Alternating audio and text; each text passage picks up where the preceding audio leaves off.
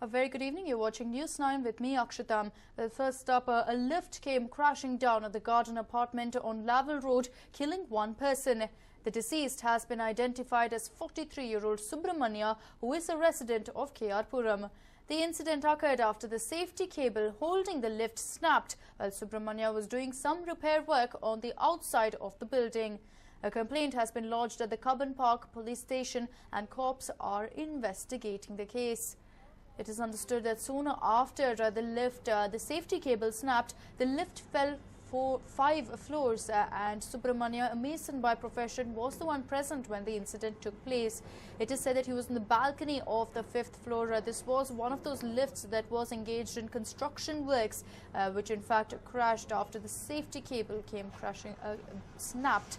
In fact, it is said that Subramania was working without the necessary safety precautions and it looks like his negligence led to his death. What we do understand is that this particular lift was being used to carry materials right outside the building and of course only using a safety cable without any sort of precautions being taken. Subramania was in fact hanging there from the 5th floor on the balcony, and soon after the safety cable crashed, the lift fell from the 5th floor and Subramania passed away.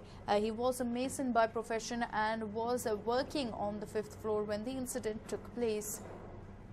But there is a reason people keep stressing on the need for such workers to be given the necessary amount of safety essentials. Of course, in this particular case, it is understood Subramania had absolutely nothing but a safety cable, and once that snapped due to the weight, it is said that the entire lift came crashing down along with Subramania. He was rushed to the hospital, but to no avail. Subramania, 43-year-old, was a resident of Puram, a mason by profession. And this particular incident took place in Golden Apartments in Laval Road.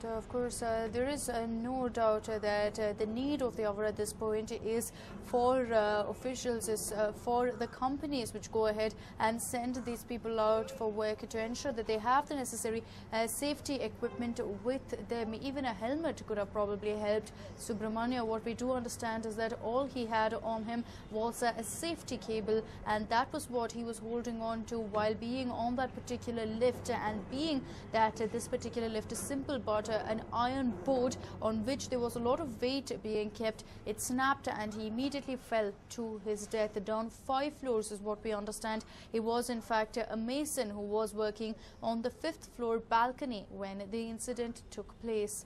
He was a resident of Puram, 43 years old. Not the first of its kind incident there. We have seen several lift accidents take place, but usually, of course, we see it to be these electronic lifts, we see it to be some sort of technical fault. But in this case, it looks like it was a case of the safety cable which completely snapped, and considering that no sort of safety precautions were taken besides that, it led to Subramania's death.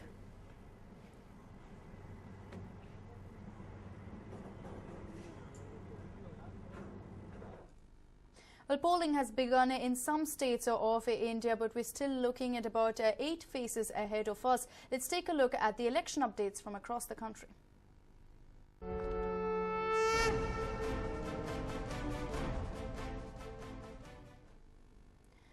Well, Pawan Kalyan will campaign for the BJP in Raichur tomorrow. The power star will also be campaigning in Kolar and Gurudmatkal for the Lotus Party. Pawan's campaign in Karnataka will come just a day after his elder brother Chiranjeevi campaigned for Congress's Chikbalapur candidate Veerappa Moily. So Pawan Kalyan there, who only recently launched his very own party and swore his allegiance to the BJP, is all set to come to Karnataka tomorrow to go ahead and campaign for the Saffron Party in different areas, and not just Raichur but also in Gurudmatkal. My colleague Nolan joins us live from the newsroom with more information. Nolan, we have seen a battle of the brothers in the past, but it looks like both of them are all set to take it to political front and also shift it to Karnataka this time around. Very true. In fact, Akshita, with Pawan Kalyan expected to campaign in Karnataka tomorrow or day after tomorrow, we are told that Kishan Reddy, the BJP chief of the Telangana unit, had actually spoken to him, and Pawan Kalyan has given him an in-principle nod that he would be in Karnataka tomorrow or day after tomorrow. Now, the districts, we're told, could be Raichur and Kolar, and also Pawan Kalyan could be persuaded to actually campaign in those areas which have a large Telugu-speaking population. Now, we are also told that this would be the first time that he's actually coming over here to campaign. Now, interestingly, it's not just Pawan Kalyan, but also his elder brother Chiranjeevi, an actor-turned-politician and a Congress heavyweight who's already in Karnataka campaigning for the Congress candidates. We're told that he should have campaigned in Yelanka by now. Now, furthermore, it's just not Karnataka where this is going on, mega rallies by the mega stars or the mega family of Andhra Pradesh. We're told that Pawan Kalyan is also ready to campaign for the BJP in both Telangana as well as Seemandhra. Furthermore, we're also getting information from our sources that Chandrababu Naidu has stated that there could be a possibility that both Pawan Kalyan and BJP's prime ministerial candidate Narendra Modi could share the dais with him during one of the public meetings in Seemandhra soon. Right, Nolan. So clearly there we are looking at both Chiranjeevi and Pawan Kalyan taking politics head-on, not just in Andhra, but also here in Karnataka. But it definitely doesn't, it's not just a mere coincidence that, of course, a day after Chiranjeevi campaigned in Karnataka, Pawan Kalyan is also coming to the same state. It's not a coincidence. They will have to try and sort of play it along. Now, since Chiranjeevi is already over here, the BJP would not want to be left behind. And hence, we're told that a meeting took place in Hyderabad today, and Kishan Reddy played an important role. Furthermore, we're also told, Akshita, that this proposal was originally floated by the BJP top brass. Kishan Reddy went and met Pawan Kalyan and he accepted. And that's the reason we're told that he should be here maximum by tomorrow or day after tomorrow, campaigning in Raichur, in Kolar and other districts. Furthermore, he could be, again, like I stated, persuaded to visit other districts that have a sizable Telugu-speaking population. Now, again, to mention, his brother is already over here. Chiranjeevi is campaigning for the Congress candidates, and hence the BJP decided why leave his younger brother out of all the entire the campaigning trail, and hence they have brought him over here. Right, Nolan, thank you so much for joining us with all that information. But of course, it's going to be a battle of the brothers once again, this time on a political front. And the battleground will be Karnataka. After a mega rally by Chiranjeevi here today, he travelled all the way from Yelahanka to Chikballapur, addressing huge crowds. Pawan Kalyan will make his way tomorrow to Karnataka, and as of now what we do understand is that these particular rallies of his will take place in Raichur and Kolar. It will be interesting to see if Pawan Kalyan will take a dig at Chiranjeevi. Of course, after he pledged allegiance to the BJP, he is all set to go ahead and campaign for the party as well. Besides that, of course, it looks like this battle will take an interesting turn when we go ahead and look out if Pawan Kalyan will go ahead and garner the kind of support that Chiranjeevi did in Karnataka. Will he get the same number of people turning up at his rally as well? Well, amid hectic rallies and huge pressure to woo voters to favour the BJP, Bellari's star campaigner Sri Ramulu has been left in a spot of bother. Last night, a former aide of Sri Ramulu in the BSR Congress filed a cheque bounce case against him. Here's a report on the same. While the raids at Babulal's residence threatened to tarnish his name, Bellari's BJP candidate was left with another cause of worry. This time around, it was a cheque bounce case.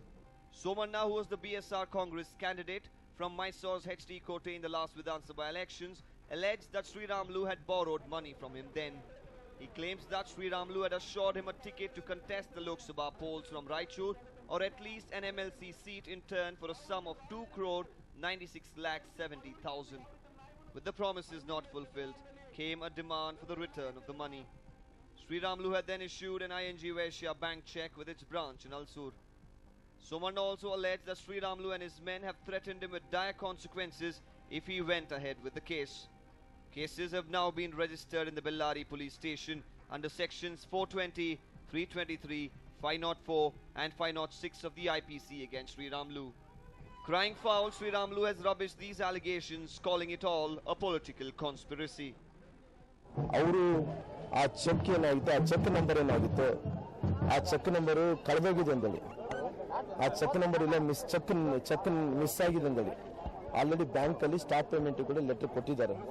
Already stop payment letter ಕೂಡ ಅವ್ರ acknowledgement ಕೂಡ ಬ್ಯಾಂಕ್ನಿಂದ ಪಡೆದಿದ್ದಾರೆ. ಇಲ್ಲೊಂದು ಕಡೆ ನಾನು ಗೆಲ್ಲಿದ್ದೀನಿ ಅನ್ನೋಂಥದ್ದು ಒಂದು ರೀತಿ ಹತಾಶರಾಗಿ ಕೆಲವೊಂದು ರಾಜಕೀಯ ಪಕ್ಷಗಳು ಈ ರೀತಿ ಮಾಡ್ತಾ ಇದ್ದಾರೆ ಅನ್ನೋಂಥದ್ದು ನನಗೆ ಕಾಡ್ತಾ ಇದೆ. Coming to the aid of Sriramlu was his co-party member Somshekhar Reddy. The president of KMF, Somshekhar, went on to defend Sriramlu and claimed that it was all a plot by Chief Minister Siddaramaiah.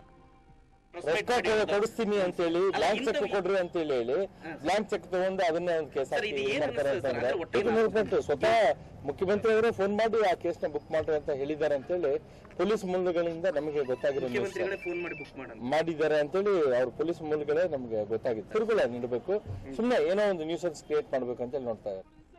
He not only dismissed all these allegations but also tried justifying the BJP pamphlets found at Babulal's residence.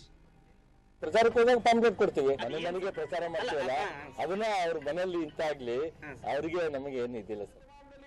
Well, blame games and conspiracies are nothing new during elections. But will Sriramlu come out clean is the question of the hour.